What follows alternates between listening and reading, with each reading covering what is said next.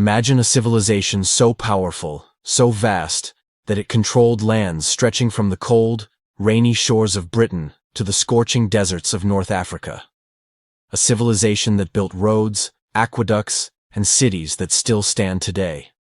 A civilization whose influence shaped law, politics, warfare, and culture for thousands of years. And yet, it fell. Why? How did an empire that ruled over 50 million people collapse? Was it corruption, invasions, economic disaster, or something even deeper, something hidden in the very foundations of Rome itself? This is the story of the rise and fall of the Roman Empire. A story of glory, betrayal, bloodshed, and one of the most shocking downfalls in human history. But to understand how Rome fell, we first need to understand how it rose, from a small village of farmers to a global superpower that would change the world forever. Let's go back to 753 BC. Rome wasn't always an empire. In fact, it began as a tiny settlement along the Tiber River in what is now Italy. But even from its earliest days, Rome was surrounded by violence, ambition, and a hunger for power. Legend says that Rome was founded by Romulus and Remus, twin brothers raised by a she-wolf. A brutal fight broke out between them, and Romulus killed his own brother, becoming the first king of Rome. But was it really just a legend? Or was this a warning, foreshadowing the bloodshed and betrayals that would define Rome's history? The truth is, early Rome wasn't built by gods or kings. It was built by warriors.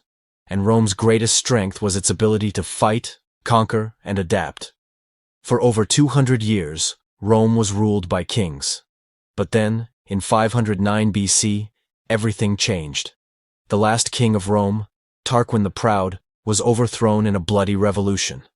The Romans swore never to be ruled by a king again. And so, they created something revolutionary: a republic. A government where power was shared between elected officials, a senate, and 2 consuls.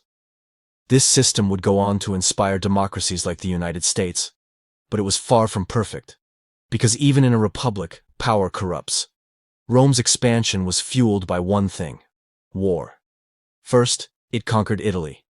Then, it faced its biggest rival, Carthage. Carthage was a mighty city in North Africa, and Rome fought 3 brutal wars against it, known as the Punic Wars. At one point, the legendary Carthaginian general Hannibal nearly destroyed Rome itself. He led tens of thousands of soldiers and war elephants across the freezing Alps to invade Italy. Rome had never faced an enemy like this. But Rome was relentless.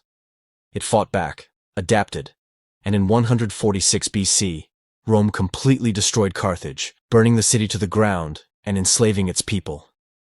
Rome was now the supreme power of the Mediterranean. But with great power comes great enemies. As Rome grew richer, it also grew more corrupt. Ambitious generals like Julius Caesar saw the Republic as weak, controlled by old, greedy senators who cared more about their own wealth than the people. Caesar wanted change, but was he a hero or a tyrant? He led his legions in a bloody civil war against his own people. He defeated his enemies and declared himself dictator for life. The Senate was terrified. Would he become a king? Would Rome become a dictatorship? In 44 BC, on the Ides of March, Julius Caesar was assassinated by a group of senators, including his own friend, Brutus. As Caesar lay dying, he is said to have whispered, "Et tu, Brute? Even you, Brutus?" His death plunged Rome into chaos. Another civil war erupted, and out of the ashes rose a new leader, Augustus. Augustus became the first emperor of Rome, marking the birth of the Roman Empire. For the next 200 years, Rome experienced its golden age, an era known as Pax Romana, or Roman peace. Roads, aqueducts, massive cities, and grand monuments were built. The Colosseum, the Pantheon, the great Roman baths, these were marvels of engineering. Rome seemed unstoppable. But no empire lasts forever. So, what went wrong? Was it the barbarian invasions, the corruption, the economic collapse? Or was Rome doomed from the start? Let's unravel the mystery of Rome's fall. At its peak, Rome was the most powerful empire the world had ever seen. It controlled vast territories, from the deserts of Egypt to the icy frontiers of Britain. But beneath this glorious empire, cracks had already begun to form. So, what caused Rome to fall? 1. Political corruption and power struggles. After the golden age of Pax Romana, Rome began to descend into chaos. Emperors no longer ruled for decades. Some didn't even last a year. Corrupt politicians, greedy generals, and ruthless assassins turned Rome into a blood-soaked battlefield. Imagine this. In just 50 years, Rome had over 26 emperors, and most of them were murdered. Some were stabbed, poisoned, or even strangled in their sleep. The empire had become a deadly Game of Thrones. One emperor, Caligula, declared himself a god and forced people to worship him. Another, Commodus, fought as a gladiator in the Colosseum while Rome burned. And then there was Nero, the man who supposedly played the lyre while Rome was engulfed in flames.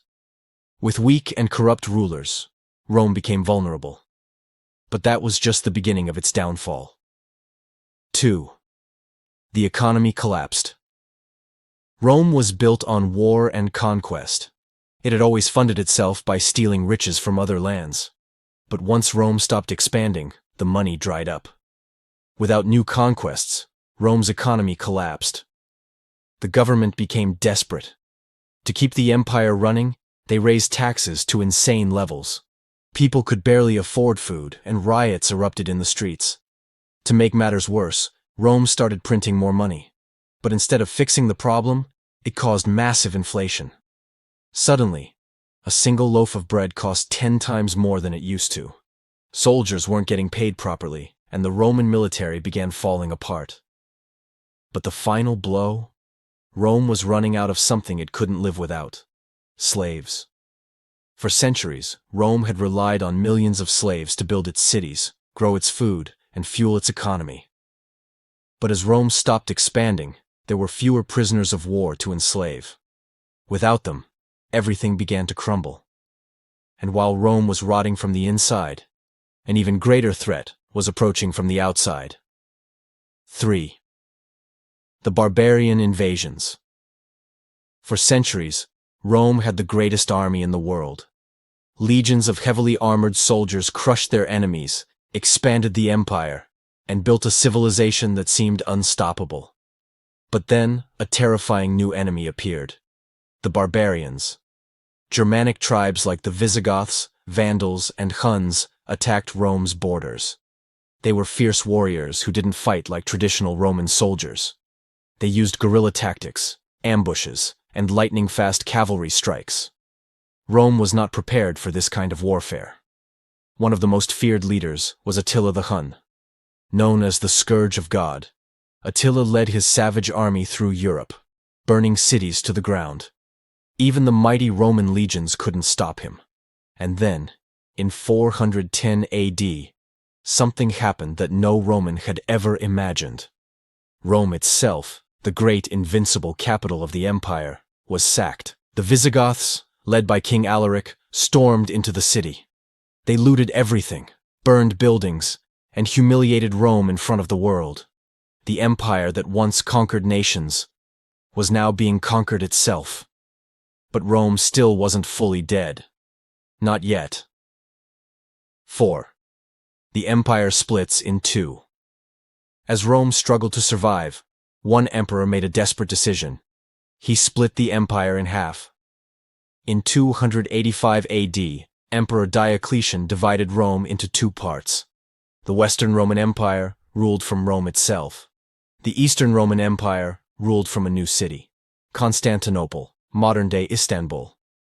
The Eastern Roman Empire was rich, strong, and well-defended. It would later be known as the Byzantine Empire, surviving for another 1,000 years. But the Western Roman Empire? It was a sinking ship. Corrupt leaders, endless wars, and a collapsing economy had left it too weak to survive.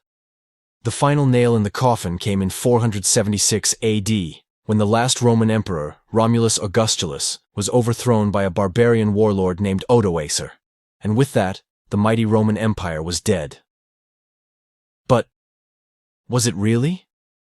Because even though the empire collapsed, Rome's influence never truly disappeared.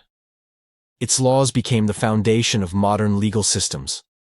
Its architecture inspired buildings for centuries. Its language, Latin, gave birth to Italian, French, Spanish, and many more. Its military strategies are still studied by generals today. Rome may have fallen, but in many ways, it still lives on. And that leaves us with one final question. Could what happened to Rome happen again? Could a modern superpower, like the United States or China, follow the same path? Could corruption, economic collapse, and war lead to the fall of another great empire? Because if history has taught us anything, it's that no empire lasts forever. So the real question is, who will be next? But perhaps, the fall of Rome was not an ending. Perhaps it was a warning. A warning that even the greatest empires, no matter how powerful, how advanced, how unstoppable they seem, are not immortal. The same signs that doomed Rome, corruption, economic collapse, internal division, and external threats, have echoed through history. They destroyed the once mighty British Empire. They shattered the Soviet Union. And even today, as we look at the world's superpowers, we must ask ourselves, are we repeating Rome's mistakes? Because history doesn't just teach us about the past, it whispers to us about the future.